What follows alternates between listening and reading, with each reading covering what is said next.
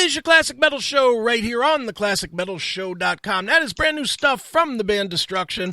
That one is a nice little happy number known as Filthy Wealth. That's from the brand new release Born to Perish. And on the line right now is the leader of Destruction and a guy that I'm sure suffers from just having filthy wealth. It is the one, the only lead singer and bassist. It is Schmier. Schmier, how are you, man? I'm great, Chris. How are you? I'm better now that I have Born to Perish in my hands, man. What a great release from you guys, man. Very cool. Yeah, I mean, we had a crazy last year when our drummer left, and it was time for some changes. So we have a great new lineup together, and it was fun doing this album. It's kind of feels like kind of a reborn moment of the band. Sure. Well, let's talk about those changes. I mean, there's the two big ones. Obviously, Vaver left the band, and you brought in Randy Black, who's a well-known drummer, in metal circles. Talk a little bit about the departure as well as bringing in Randy. I mean, Randy helped us out 2 or 3 years ago already when Vaver had his second child on the American tour with Sepultura. Maybe some of you guys remember. Randy was playing with us on that tour already, and when Vaver finally left the band because of his family, sure. We called up Randy to step in and help out for the festivals and for the booked shows we had, and of course, Randy's a great drummer and a very cool dude, so he fits very good with Destruction. So we did like some tours together, and I think after the Australian and Asian tour, we asked him if he wants to stay in the band. Sure. Now, as you mentioned, he's very experienced, very professional. He doesn't fuck around, Right. He doesn't want to have any more babies. He's ready to fucking rock, Exactly. Now, did he work with you in the writing of this record as well? Was he a part of the creative element, or did he just come in and play? No, actually, he contributed some drum parts, some drum patterns for the album. Okay. Yes, there's 2 songs on the album that we wrote in a different way. That means Randy first sent us some drum patterns that he created, and then Mike and me, we created the song on top of the drum pattern, and we arranged everything. But the basic idea was first the drum pattern, and then we put the riffs and everything on top. Sure. So it was something new we did on this album for 2 songs, and it was very interesting.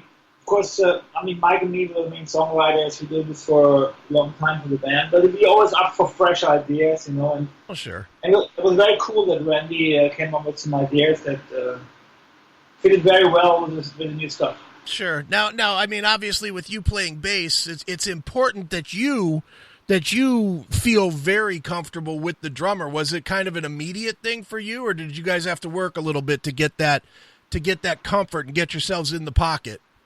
I know Jeff Waters from Annihilator trained Randy really well in his younger years, So Randy is really tight, and he has like the best double bass drum I ever heard for this kind of music. What he also has is this certain swing that you need to play thrash. You can kill the thrash beat, and then it just sounds very static. Right. Or you play like Randy with a little swing, like Dave Lombardo did back in the day. Randy has a certain thrash swing, and it was very nice working with him. He gives a good feel to the songs, and he also pays a lot of respect to the old songs that we have in the set list. Sure, so that works really good. Well, and it definitely shows on Born to Perish. Not that it's ever easy to say that something sounds heavier in you guys' world, but this record definitely does have a real kick in the balls to it, man. It is just so. It's just start to finish, fast and brutal, which is the way I think you always want it to be, right? Yeah, I mean, when we started the band, the intention was to be fast and brutal, and now that we turn older, it doesn't mean we have to slow down. I see a lot of bands slowing down with age. Mm-hmm. I think it's a natural process that you have in you. You feel like you want to chill a bit and you want to groove more or whatever. But I still feel the need to be angry. I think Destruction is a band that defines the music style over aggressiveness and speed, and as long as I'm in the band, Destruction will always be in your face. And I'm glad we we made this album an aggressive one, and it's also still a very catchy one. It has a lot of cool ideas. You know, I think the mix is good, right? While if it would be just aggressive and it's maybe a little bit more boring, but the album has a lot more to offer. Well, it certainly does, and I mean the other thing, Schmier, that is big change is you guys adding a second guitarist. Now I can tell you as a fan of the band, I don't know why you thought you needed a second guitarist, because what you guys were doing was absolutely in your face. But Demir seems to have really stepped right in and just added, I don't know, like more of a thickness to the sound than maybe the last couple of records. Do you agree? Yeah, I mean, now we can do stuff that we couldn't do before. You know, it's when you write an album, you always hold back as a three-piece because you have to play the stuff live. You know? Right. So now with two guitars, you could add a lot of more harmonies, a lot of more kind of tricky melodies on the songs that gives the song a certain amount of impact and catchiness. And we like to do that in the past. We did a four-piece in the 80s. And I was missing that. And we were talking about a second guitar player for a long time now, me and Mike. But we had to find the right guy. Damir is the right guy, the right moment. He's a big Destruction fan. He's an amazing player. And also with him in the band, we can bring in some old classics again that we couldn't play for many years. You know, stuff from the release from Agony Times. And that's great fun. And especially live, of course. We can play the songs now 100% like on the albums. Sure. Now, how does that work with the material, which is a lot of the material that you guys wrote as a three-piece? Do you create new parts, or does he just kind of mimic what Mike's doing, or how does that work? Yeah. I mean, basically the guitarists sit together and then they work on the harmonies. You know, there's no need in playing just all the time the same thing than the first guitar. If you have a certain guitar, you play like you play certain harmonies and make the sound thicker. And of course, you can do those guitar duos right. Again now, where I play harmonic lead guitars and do this guitar battles again. Also, that's something I was missing in the last years, of course. Even though the three-piece was great, and I really had a great time being a three-piece, but now, again, with the second guitar, the four-piece, it's kind of, it's kicking ass. It's for a thrash band, that's the ultimate thing. No question. Well, Schmier, whenever you make lineup changes, and obviously making two lineup changes, in the last year and a half, it generally creates a change in the feel when it comes to making a new record. Born to Perish, while it sounds, like traditional Destruction in a lot of ways, it does have some new elements. So I guess the question is, was it a little bit different in writing and recording this release? No, we stick to the roots. We don't get influenced by new stuff. We write like we always wrote. We're influenced in the punk and the 80s metal, and they will always create this kind of thrash feel that Destruction is. The new guys put in their elements. Damir is a fantastic lead guitar player, so he contributed a lot of crazy shredding solos on the album and harmonies. But it didn't really change the songwriting. We wanted to write an aggressive album, also a catchy album that especially works in the live situation. We had some albums in the past where we found out that when you play the songs live, they didn't cut so hard. So we said this time we want to write material that is also really great on stage. And I think that makes this album strong. It's like great live songs. We've already performed the first songs live in the first festivals this summer here in Europe, and I gotta say, the songs are killing live, and the fans right away reacted. Even the album's not out, but of course now the internet has the first releases digital already, so people are familiar. So I kind of think that's the strong part of this album. The songs really are live songs. Excellent. Well, it definitely sounds like any of it could be played live.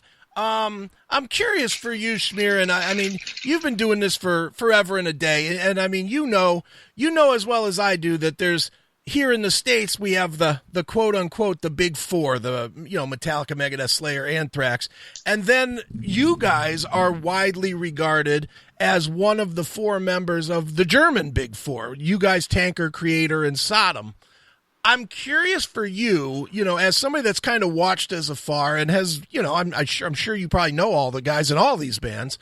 Do you think that that the German Big Four would have been a bigger, like the U.S. Big Four, if you guys had sold out, or I guess that's not the right term, but if you guys would have done more toned down music the way that the American Big Four did? Because I mean, you guys, especially you guys in Creator, as far as metal fans are concerned, are two of the biggest bands of all time, but you guys never got the same love, it seems like, at least here in the States, as the Big Four here. And I'm wondering if you think it was because you never did sell down to gain radio play. I mean, we never wrote the ballads, so you know how it is. But the girls want to hear ballads, So this will not happen to Destruction. I mean, I have a lot of respect for the American bands. They've achieved a lot, and Sure. Metallica have been the first band that was playing this extreme kind of music back in the day. Mm-hmm. And but of course, we still play thrash. Right. Some of the American bands, they mellowed down. We still play the original style, and of course, to reach more people, you got to be more commercial. But that's not our intention. We didn't start music to be a commercial band. We started music to express ourselves, to break out of this routine. To have our little revolution in the youth against society. Right. And we still play music because we dig what we do, and we didn't sell out. So I guess, of course, when you want to have more success, you got to mellow down. You got to, write some ballads or write some more catchy songs. And there was never something that we thought we have to do because, I'm happy the way stuff is. Sure. I don't want to trade my roots. It's my roots are my life, and if I cheat on my roots, it wouldn't be me anymore. So I think respect for all those bands trying different stuff, and respect for the success they achieve. But success is not everything. It's about being true to yourself also, and sure. That's what we are. And we're having a big following all over the world, so I can't complain.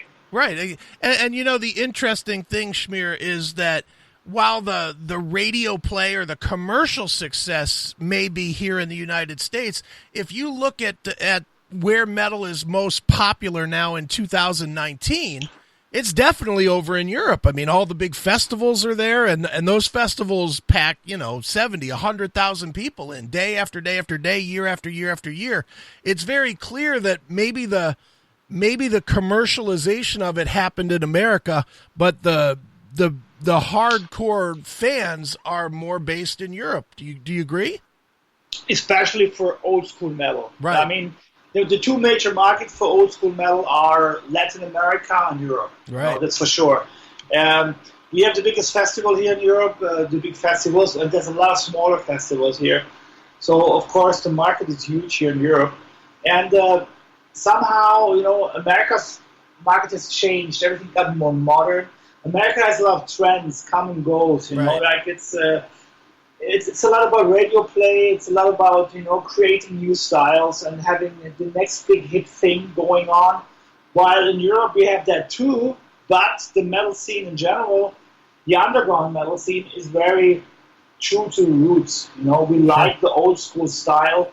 And even if the more commercial styles of metal are famous here too, there's a big support for the underground here. And that's why a lot of the underground festivals turn so big nowadays. And people coming here from all over the world go to the festivals. And I think there's no country in the world that has more metal festivals than Germany, actually. Absolutely. Now, what do you think, since you mentioned, staying true to your roots and that there's so much love for that style, what do you think of the newer bands that are playing that style? Bands like Havoc or Municipal Waste or Warbringer or whatnot, they're kind of the next generation that you guys raised. What do you think of them?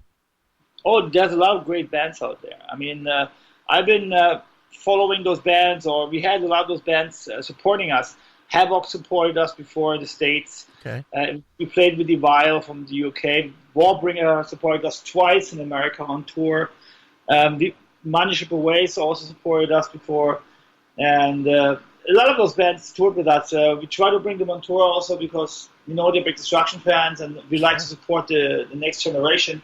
And for me, it's an amazing fact that now, like 20 years after our reunion, there's a whole new generation of thrash bands. While when we did the reunion in '99, there was no new bands coming out. I remember in '99 when I came back to Destruction, some big German magazine wrote like, "Who needs Destruction back? Thrash is dead." Right. And at that time, seriously, there was no young bands playing thrash metal. Everybody was playing melodic death, and everything was kind of different at that time. And now, 20 years later, we have all those great young bands. And actually, it's amazing. We just mentioned, the most famous one that had albums released. Also like bands like Bounded by Blood or Magic Ritual or Gamma Bomb, Ex Mortis, of course. Sure. Great bands. Suicidal Angels from Greece just bring an album out soon. Also a fantastic band. But there's also a lot of younger bands that even don't have a record deal yet that have demos out and YouTube demos. And it's amazing to see that this kind of music that is so fucking uncommercial still alive and creates a lot of young fans. And we all know for music to be successful, you need the chicks. When chicks come to the shows, then music is successful. Thrash metal is not really chick music. Right, exactly. But still, it survived all those trends and come and goes, and that's fantastic to see because the young generation, believes in the music, and thrash is pure, and also the lyrics are kind of wild, and sure, that's great to see. It's great to see. It definitely is. Now, I know we're saying that there's quite a few new bands, and that the style itself is very much alive. What about fans? Are you seeing younger fans that are coming out and discovering Destruction for the first time, or is it pretty much us old guys that are just still around, that are still kicking ass watching thrash? I think it's a good mixture. There's a lot of young kids coming to the shows. Okay. It's not such an old crowd. If you go to a thrash show, it's basically maybe 50-60% younger people, and then there's like the older generation. And like people my age, they don't even go to the shows anymore. Not so many, at least, But what you also see, which I think is a great phenomenon, is to see like father and son coming to the shows. Sure. Like families. That's something that was a great achievement.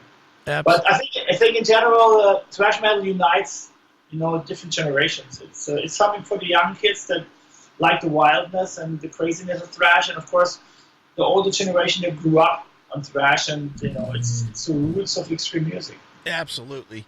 Well, Schmier, since we're talking so much about the shows, what do you have in store for you guys to promote Born to Perish, and for the rest of the year and onward? Do you have a full tour schedule lined up? Yeah, we're actually working on the schedule now. We have a first tour lined up in September together with Overkill and Flotsam and Jetsam here in Europe. And we're going to have some more festivals coming in the autumn also. Then we're going to start our headlining tour in January and February, first Asia and then Europe. But after that, we're going to come to the States and to Canada to support the album. Great. So we already talked to several agents and several bands and several magazines also. So it looks like this is a really nice package coming together in spring, and we're going to be part of it. Very cool. So in other words, you're going to be busy for the next year and a half. I hope so. We're looking forward. I memean, usually when the album is successful and people like it, it's like a 2 years tournament for touring the world. Sure. It's great. It's a big place, and meanwhile, luckily, you can play almost everywhere, and that's fantastic. Sure. Now, Schmier, real quick, what you said if the album is successful in today's world, what does that mean? Is it strictly sales, or is it number of playlists that you get added to, or the number of plays on YouTube, or what for a band like Destruction is a successful album run? I mean, a successful album run is when people pack the venues. Okay. When you have a tour and there's people coming and the places are sold out or packed, I mean, now the record sales are going down, especially in America. Everything is about streaming, and here in Europe, it still has some physical sales. Okay. It's actually also going down, but not as strongly as in America. But of course, streaming is the new shit, and everybody's streaming stuff. So we will see where this goes. We all know that the musicians don't really get paid much from the streaming, so it's a little bit of a problem for the music business nowadays. But for me, a successful album, if people love the album, people come to the shows, people support the band at the gigs. That's the success for me of an album. The stuff has shifted and changed compared to back in the day. Everything's online nowadays. And right. I like it. I'm also somebody that takes care a lot about the internet promotion and stuff. But it's for me, thrash metal is a live situation, and I'm looking forward to go back on tour, be on stage, and that's where we can see where you can measure the success. If the tour is packed or not. Right. Then you know the album was a success. Excellent. Well, there's no reason this album shouldn't be a success. It's called Born to Perish. Of course, it's Destruction. And Schmier, as a tradition on the show, we always ask the artist to pick a closing song to wrap up the interview, maybe tell us a quick story about it. So what would you like us to wrap this one up with? Yeah, I think this is an important song for me on this album. It's like a personal song. It's called Inspired by Death. And it's a song that I wrote when some friends died here. I was sitting at home and I got this sad message within 2 days that two of my friends passed. Oh. And one was Ralphie Santola, former guitar player of Death and Iced Earth and Obituary. Sure. And when he died, it really hit me hard. And I started writing some lyrics about the feeling I had inside me. This moment where you feel like really empty inside, and you feel like the guy left and you couldn't say goodbye. And I started to write these lyrics. And it was the only lyrics I started first before I had any music, basically. So it's a special song for me. It's a personal song. I express my feelings, and it still has a positive vibe, because it says like enjoy life as long as you can. You only live once. But the song is a kind of reflection to my friends, and it's a very special song. And it's going to be our third single that comes out on release day on the 9th of August also. All right. Well, excellent. Well, we'll check it out right now. It is Inspired by Death. It's Destruction right here on your Classic Metal Show. Enjoy.